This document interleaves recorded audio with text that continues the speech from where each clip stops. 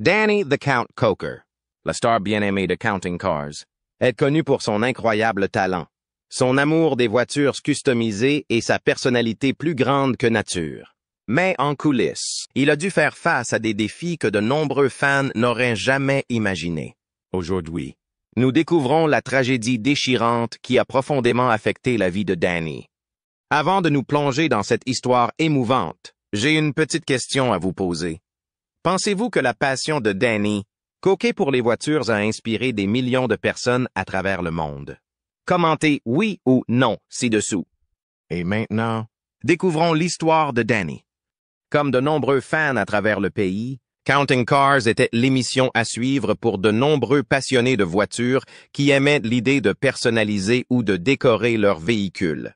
L'incroyable capacité de Danny à amener la modification automobile à un tout autre niveau grâce à ses années d'expérience et à ses innovations de pointe a fait de lui une figure légendaire de l'industrie. Cependant, après la fin de l'émission en 2021, de nombreuses rumeurs ont commencé à circuler dans l'industrie automobile au sujet des diverses tragédies qui ont frappé l'homme principal. Les fans ne savaient plus où donner de la tête. Nous allons donc commencer par ce qui est vrai. Les débuts. Comme son père et quelques autres membres de sa famille travaillaient tous à la Ford Motor Company, Daniel Nicholas Cokerton a grandi entouré de voitures anciennes et d'autres véhicules. Étant donné le nombre de personnes de votre famille employées dans le secteur automobile, il n'est pas surprenant que Danny ait commencé à s'intéresser au fonctionnement des voitures. En plus de l'intérêt qu'il portait à ses jouets, Danny avait un don pour la musique. Il se trouve que son père était un musicien qui jouait du clavier et du chant baryton pour le Cathedral Quartet, un groupe populaire de gospel du Sud. Il a même joué avec divers groupes, tels que les Foggy River Boys, Mahalia Jackson, CL, Franklin et les Oak Ridge Boys. Avec Danny, sa mère et ses frères et sœurs, les Coker Family Singers étaient un groupe familial dirigé par le père de Danny. Il n'est donc pas surprenant que Danny ait suivi les traces de son père et se soit produit au Carnegie Hall à l'âge de 11 ans. Même si l'amour de Danny pour la musique n'a fait que croître au fil du temps, son père s'est rapidement rendu compte qu'il aimait les voitures et lui a offert un cruiser. C'est ainsi que le jeune Danny a commencé à restaurer et à personnaliser son véhicule. C'était une passion pour lui. Bien qu'il ait fréquenté le lycée Valley High School dans sa jeunesse pour y recevoir une éducation de base dans les domaines de l'atelier et de l'automobile. Il affirme que sa véritable éducation s'est faite en dehors de la salle de classe. Selon lui, la seule véritable éducation qu'il ait reçue étaient les cours rudimentaires d'atelier et d'automobile dispensés au lycée. En dehors de cela, il suffit de se salir les mains et de démonter quelque chose pour en apprendre le fonctionnement. Ensuite, il faut trouver comment le remonter. Pendant des heures, le jeune homme voyait son père modifier des moteurs et travailler sur des voitures anciennes. Il reçoit également des instructions de la part de spécialistes des véhicules et de mécaniciens professionnels. Il a appris à connaître les nombreuses pièces et leur utilité en participant au démontage des véhicules. En fin de compte, son style d'apprentissage pratique et concret l'a distingué de beaucoup d'autres dans l'industrie automobile. Il aimait ce travail et, lorsqu'il a obtenu son diplôme de fin d'études secondaires, il était certain de ses objectifs professionnels. Il n'a jamais obtenu son diplôme d'études secondaires au sens traditionnel du terme. Il a néanmoins fréquenté l'Université du Nevada. Pendant que Danny était à l'école, son père a décidé d'acheter Channel 23, une chaîne de télévision de Las Vegas qui diffusait à l'époque des drames, des sitcoms, des films plus anciens et des programmes religieux chrétiens. Après l'achat de la chaîne a changé d'orientation pour se concentrer sur le contenu local. Même des films comme Saturday Fright at the Movies, qui traitent d'abeilles effrayantes, y étaient diffusés. Danny a joué un rôle important dans ce film en tant que Count Cool Rider, ce qui lui a permis d'acquérir une certaine notoriété. La famille Coker a vendu Channel 23, Inc. à Montecito Broadcasting Corporation le 18 décembre 1997, et la transaction a été finalisée le 3 février 1998. Carrière. Mais bien avant cette vente, Danny avait abandonné sa carrière d'acteur et décidé de se faire un nom dans l'industrie. automobile grâce à ses connaissances en matière de restauration et de personnalisation de véhicules. La voiture qui lui a fait choisir cette voie est sa première voiture, une Camaro Z28 de 1979. Il l'a démontée et l'a personnalisée de l'avant à l'arrière jusqu'à ce qu'elle devienne une voiture de course Can-Am de style routier. La réussite de ce projet lui a donné la confiance dont il avait besoin pour faire connaître ses compétences au monde entier. Il a créé Count's Tattoo Company, une entreprise qui combinait ses deux passions, les voitures et les tatouages. L'entreprise devient rapidement populaire parmi les amateurs de tatouages et de voitures. Mais le rêve de Danny va plus loin. Il voulait une entreprise qui se consacre uniquement à la personnalisation et à la restauration de véhicules. Et son souhait a été exaucé lorsqu'il a fondé son magasin, Count's Customs, dans le Nevada. Ce nouvel établissement a rapidement gagné en popularité au début des années 20. Count's Customs est devenu l'endroit où il fallait aller si l'on voulait que sa voiture soit réparée par des personnes soucieuses de qualité. Ce qui est intéressant, c'est que le travail est si bon que même des non-connus se rendent à l'atelier pour faire réparer leur véhicule. C'est grâce à cette simple exposition que Rick Harrison, de Pawn Stars, est venu un jour à l'atelier et qu'il est devenu un visiteur régulier qui venait voir Danny pour faire évaluer des véhicules musclés de collection. À chaque visite, Danny impressionne Rick par sa connaissance approfondie des voitures. Très vite, Rick a commencé à faire appel à Danny en tant qu'expert chargé de l'évaluation des voitures dans l'émission Pawn Stars, ce qui lui a permis d'étaler son intelligence et ses connaissances à la télévision devant des millions de téléspectateurs. Mais ce n'est pas tout. L'émission Pawn Star de Rick Harrison, diffusée sur History Channel, avait très bien marché, rassemblant des millions de fans dès la première saison. Et les fans en voulaient toujours plus. Les producteurs ont donc décidé de créer des spin-offs qui attireraient des fans dans d'autres secteurs. Et l'un de ces secteurs qui avait du potentiel était celui de l'automobile. Les producteurs ont rapidement réalisé qu'ils disposaient de toutes les ressources nécessaires. Il y avait un plan. Ils avaient un expert qui n'était pas timide devant de la caméra, et cet expert avait un atelier très actif. C'est ainsi que Counting Cars a débuté le 13 août 2012. La série, qui était le troisième spin-off de Pawn Stars, a été filmée à Las Vegas. Elle montrait les activités quotidiennes du magasin de Danny, Count's Customs. C'est la confirmation qu'aucun rêve n'est trop grand ou impossible à réaliser. Danny Coker était un enfant qui aimait tellement les voitures qu'il voulait les rendre plus belles. Bien qu'il n'ait aucun moyen d'y parvenir, il a poursuivi son rêve jusqu'à ce qu'il atteigne l'apogée. Son père n'aurait pas pu être plus fier, même s'il est décédé en 2008. Dans l'épisode pilote, Rick est arrivé dans l'émission avec la Mustang Bullitt 1968. Cette Mustang Fastback classique était en très mauvais état lorsqu'elle est arrivée, mais Rick a insisté pour qu'elle soit transformée en un hommage à Bullitt, le tout avec un petit budget. Malgré le budget modeste, Danny et son équipe ont pris le travail au sérieux et le résultat a été un véritable succès. À tel point que la première saison comptait 13 épisodes et que, lorsqu'elle s'est achevée, les fans en voulaient encore. Lorsque la deuxième saison a commencé, elle comptait 26 épisodes, soit le double de la première saison. Manifestement, les gens ont adoré. Et ils l'ont tellement aimé que la série a été renouvelée pour une troisième saison. Comptez les voitures. Danny et son équipe ont compté le nombre de voitures dans l'entrepôt à un moment donné au cours d'un épisode de la série. Après s'être frayé un chemin à travers diverses automobiles, dont des muscle cars de collection, des motos et des voitures de sport contemporaines, ils ont conclu qu'il y avait 1500 voitures dans l'entrepôt à ce moment-là. Cet exploit a été partagé sur les médias sociaux et a fait l'objet d'articles de presse, ce qui a contribué à promouvoir l'émission Counting Cars. Danny était déjà bien connu localement à Las Vegas avant Counting Cars. Désormais, dans tout le pays, il était le tatoueur barbu portant un bandana et dont les voitures brillaient de mille feux.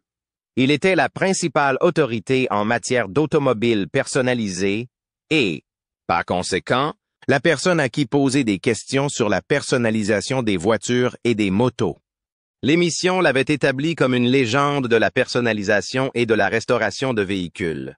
Et il n'était donc pas surprenant qu'on lui confie le rôle pendant quelques années après la diffusion de l'émission.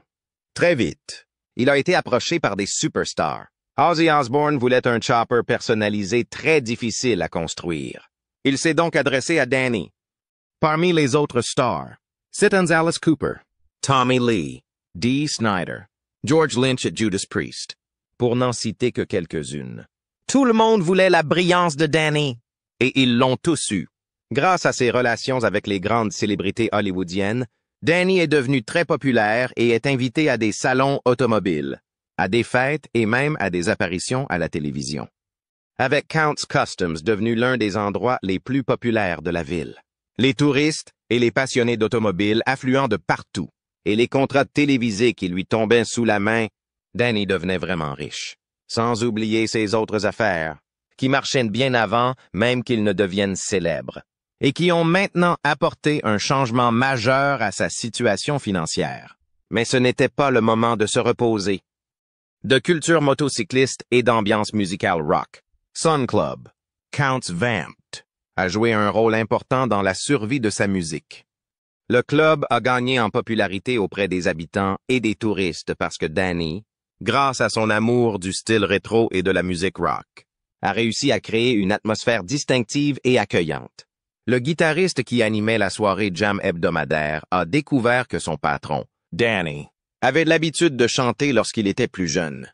Ce guitariste a décidé de faire monter Danny sur scène et de chanter avec lui. C'est ainsi que s'est instaurée la tradition dans le club.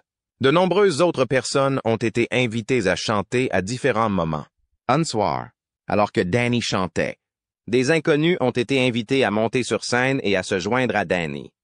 Ensemble, ils ont si bien joué que Danny a demandé au groupe de rester après. Selon lui, cela semblait réel. C'était génial. Nous nous sommes vraiment entendus. Après cette soirée, nous nous sommes assis dans le patio du club et nous avons parlé du bien que nous avions ressenti. Et nous avons décidé que pour la prochaine soirée de jam, pourquoi ne pas nous réunir? Apprenons quelques chansons ensemble. Répétons un peu. C'est ce que nous avons fait, et notre soirée jam a commencé à attirer du monde.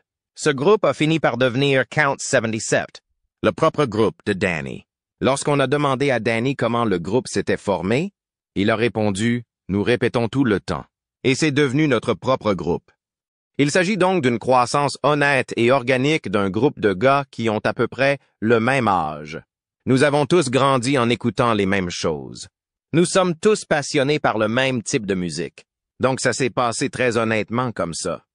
Très vite, Count's 77 a commencé à faire la première partie de groupes plus importants et a continué à jouer au club. Au fur et à mesure que Danny connaît le succès avec Counting Cars, son groupe gagne en popularité. Le groupe sort son premier album, dont l'une des chansons les plus connues est Summer of 77. Le groupe a même été classé parmi les 20 meilleurs albums de la période 2014 par Blues Rock Review. Lorsqu'on lui a demandé quel était l'objectif du groupe, Danny a répondu « Je ne peux pas dire que j'ai un véritable objectif. Je veux juste que ça continue, et je veux que ce soit le meilleur possible. Je ne suis jamais satisfait, et personne d'autre dans le groupe ne l'est non plus, ce qui est génial.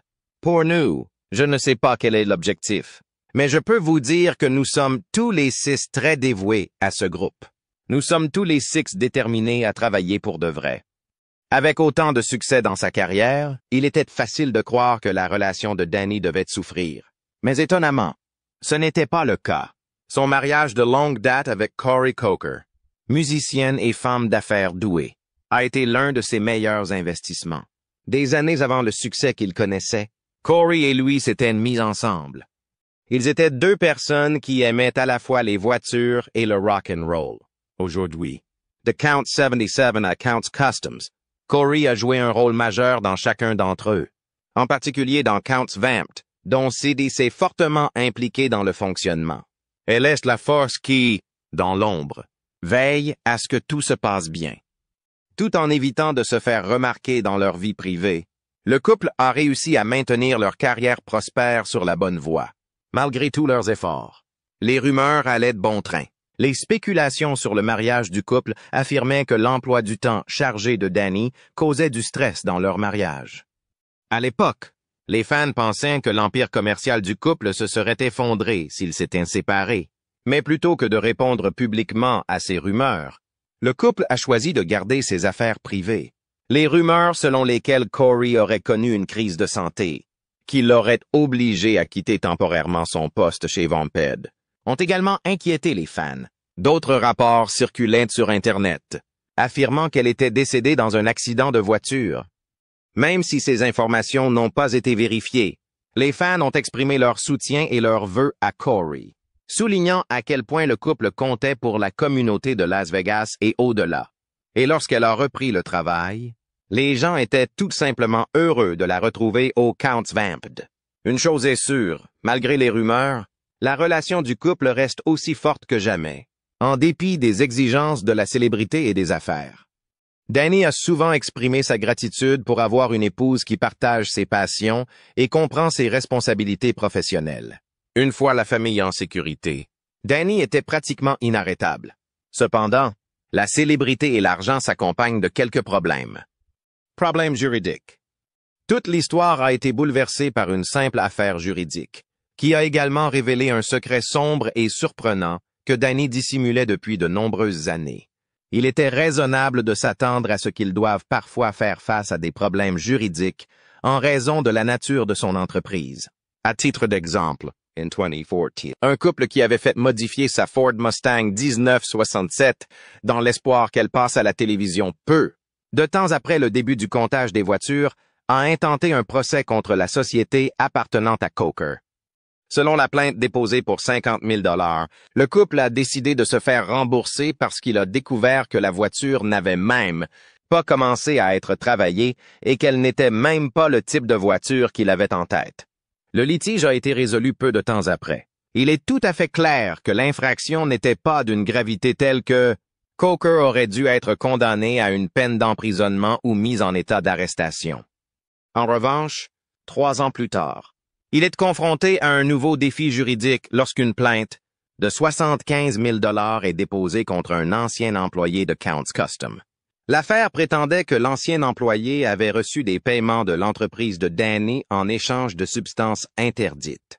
Au terme de l'enquête, il s'est avéré que Danny était le propriétaire des stupéfiants, ce qui lui a valu une peine de 30 jours de prison. Lorsque les fans ont appris l'arrestation, ils ont été surpris. Le fait que Danny Coker soit impliqué dans une lutte contre la dépendance à l'héroïne a été une surprise totale pour tout le monde. De nombreuses personnes le considéraient comme un modèle. Sa réputation de personne branchée et obsédée par l'automobile a eu pour conséquence que certaines personnes ont développé une passion pour l'automobile. On s'attendait à ce que sa vie professionnelle et ses affaires pâtissent des événements survenus. Un grand nombre de fans se sont inquiétés de l'avenir de Counting Cars et de Counts Customs. À la suite de son séjour en prison, Danny a décidé de s'engager dans la voie de la sobriété, en faisant preuve de la même ténacité et du même dynamisme que ceux dont il avait fait preuve tout au long de sa carrière dans le monde des affaires et de la télé-réalité. Heritage. Depuis lors, il n'a pas été placé en détention, bien qu'il ait été confronté à des problèmes juridiques plus récents. Il a pu regagner le respect de ses clients et de ses partisans grâce à sa volonté de parler franchement de ses difficultés et à son dévouement à son rétablissement. Counting Cars a compté au total 144 épisodes et 10 saisons avant d'être annulé en 2021. Le fait qu'il s'agisse du dernier épisode de la série ne change rien au fait qu'elle a été saluée comme l'une des émissions les plus réussies de la chaîne History Channel.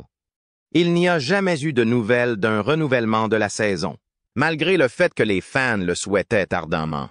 Danny étant toujours propriétaire de Counts Customs, il a mis au point une méthode permettant aux fans désireux d'assister au spectacle d'acquérir ce qu'ils voulaient. Des visites gratuites du magasin sont proposées tous les jours, comme l'indique le site officiel de Counts Customs. Dans le magasin, on peut voir certaines des créations les plus emblématiques de l'histoire du spectacle. De plus, afin d'offrir aux fans une expérience complète, un musée a été construit à cet endroit. Un grand nombre de téléspectateurs sont d'avis que Counting Cars a révolutionné la télé-réalité, en particulier dans le domaine des restaurants automobiles. Les critères récemment établis pour les émissions de télé-réalité illustrent clairement cet effet. L'émission Counting Cars, par exemple, s'est distinguée par la manière unique dont elle a combiné les aspects techniques, de la restauration automobile avec les histoires personnelles des membres de l'équipe. C'est la raison pour laquelle elle a duré si longtemps. Danny est toujours le seul mécanicien à être un artiste reconnu, avec non pas un mais 2 albums complets à son actif. Et so? Bien que la série soit terminée depuis plus de 3 ans. Il aurait une valeur nette de plus de 14 millions de dollars et possède plus de 100 véhicules personnels, dont environ 70 motos et près de 55 automobiles, dont certaines lui ont été données par son père. On peut raisonnablement supposer qu'il se détend actuellement sur une plage quelque part. Au contraire, Danny a continué à poursuivre ses objectifs antérieurs avec une force nouvelle, comme s'il n'avait jamais cessé de les accomplir. Sur les médias sociaux, cependant, des rapports sporadiques sur son état de santé ont circulé. Nous pouvons affirmer qu'il n'y a aucune preuve évidente qu'il est actuellement confronté à une maladie ou à des problèmes de santé. Selon plusieurs sources, il est en parfaite santé. Pour être plus précis, il a tweeté le X. Je suis personnellement exclusivement sur Twitter, afin de protéger ses adeptes contre les escrocs. Bien que mes entreprises soient présentes sur toutes les plateformes, je ne suis présent que sur Twitter. Sur Facebook et d'autres plateformes, il existe de faux profils qui imitent le DK. Ce n'est pas moi. Essayez de ne pas y céder. Signalez-le s'il vous plaît. Il est vrai qu'il ne passe plus à la télévision, et qu'il n'y est même pas passé à un moment donné, mais son héritage continuera à perdurer. Son histoire continue d'être très motivante. Un enfant qui avait un rêve et qui s'est engagé à le poursuivre, en surmontant tous les défis traditionnels qui auraient pu l'empêcher de réaliser ce rêve. Danny a dû faire beaucoup d'efforts pour arriver à ce stade de sa vie. Même après avoir été contraint de faire de la prison parce qu'il avait perdu pied, il n'a pas cherché d'excuses et n'a pas rejeté la faute sur d'autres personnes. Il a reconnu ses erreurs et s'est efforcé de s'améliorer en travaillant sur lui-même. Et il a réussi. Alors, que pensez-vous de cet incroyable voyage? Faites-nous part de vos réflexions dans les commentaires ci-dessous.